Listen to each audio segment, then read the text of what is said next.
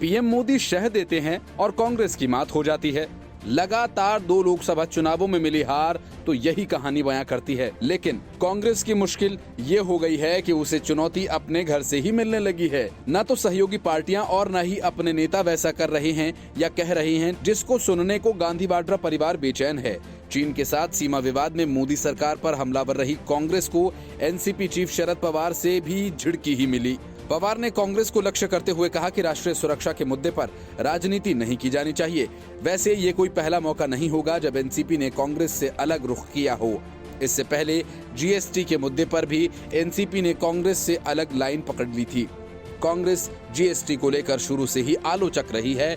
संसद के central hall में आधी रात को जीएसटी लागू करने के लिए संसद सत्र का जो आयोजन हुआ था, उसमें कांग्रेस के बायकॉट के बावजूद एनसीपी ने हिस्सा लिया था। इसी तरह से राफेल मामले में कांग्रेस द्वारा सीधा पीएम पर अंगुली उठाए जाने के बीच पवार ने इस मामले में पीएम को क्लीन चिट दे दी थी, जिसके बाद उनके एक अहम सहयोगी तारिक अनवर ने पार्टी से इस्तीफा तक दे दिया था। बात सिर्फ एनसीपी तक ही सीमित नहीं है। मुख्य विपक्षी दल के रूप में कांग्रेस की संपूर्ण विपक्ष को एकजुट रखने में जो भूमिका होनी चाहिए थी, उसमें भी वे विफल दिखाई दे रही हैं।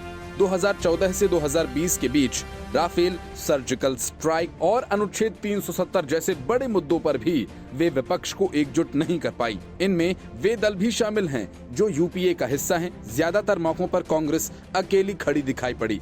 पिछले कुछ अरसे से ये भी देखने में आ रहा है कि कांग्रेस संसद के भीतर भी विपक्षी दलों को एक साथ नहीं रख पा रही है। ऐसे कई मौके आए जब विपक्षी दलों ने सरकार का विरोध किया, लेकिन जब विरोध के मंच पर एक साथ खड़े होने की बात आई तो वे अलग अलग राह पकड़ते दिखाई दिए। दूसरे दलों के साथ साथ खुद कांग्रेस के अंदर ऐसे नेताओं की संख्या बढ़ती जा रही है जो तयशुदा लाइन से हटकर बोल रहे हैं और जिसकी वजह से पार्टी नेतृत्व के लिए असहज स्थितियां पैदा हो रही हैं। अनुच्छेद 370 के मुद्दे पर भुवनेश्वर कलिता व जनार्दन द्विवेदी जैसे सीनियर नेताओं से लेकर ज्योतिरादित्य सिंधिया, दीपेंद्र सिंह हुड्डा जैसे युवा नेता तक पार्टी लाइन से हटकर बोले थे। असहमति की हद यहां तक पहुंच चुकी है कि राज्यसभा में पार्टी के चीफ व्हिप कलिता को इस्तीफा देना पड़ा। बाद में ज्योतिरादित्य सिंधिया भी कांग्रेस छोड़कर बीजेपी के साथ हो लिए। एक ताजा उदाहरण मुंबई कांग्रेस के पूर्व अध्यक्ष व युवा नेता मिलिंद देवड़ा के रूप में सामने आया, जब उन्होंने इमरजेंसी के 45 साल पूरा होने के मौके पर उस फैसले के लिए परोक्ष रूप से कांग्रेस पार्टी पर अंगुली उठाई थी। उन्होंने ट्वीट करके कहा कि इमरजेंसी हमें याद दिलाती है कि लोकतंत्र की जब जब परीक्षा ली जाती है वो पूरी ताकत से लड़ता है। ये राजनीतिक पार्टियों पर भी लागू होता है।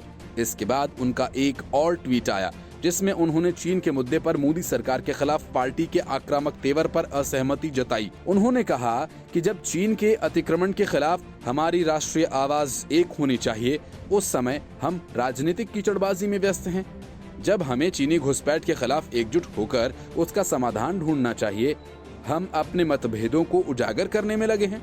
माना जा रहा है कि कांग्रेस की बढ़ती मुश्किल की वजह यह है कि नेतृत्व को नब्ज की समझ नहीं है। पार्टी के ही एक सीनियर लीडर ने ऑफ द रिकॉर्ड कहा कि नेतृत्व देश के बदलते मिजाज और नैरेटिव को भांपने में नाकाम हो रहा है। इसलिए कई बार विरोध सही होने के बाद भी लोगों के गले नहीं उतरता और पार्टी को लेकर आम धारणा बनती है कि वो सिर्फ विरोध करने के लिए विरोध करते हैं। जब एक बार लोगों के मन में ये बात बैठती जाती है तो फिर लोग आपकी बातों को गंभीरता से लेना छोड़ देते हैं। Report news of India.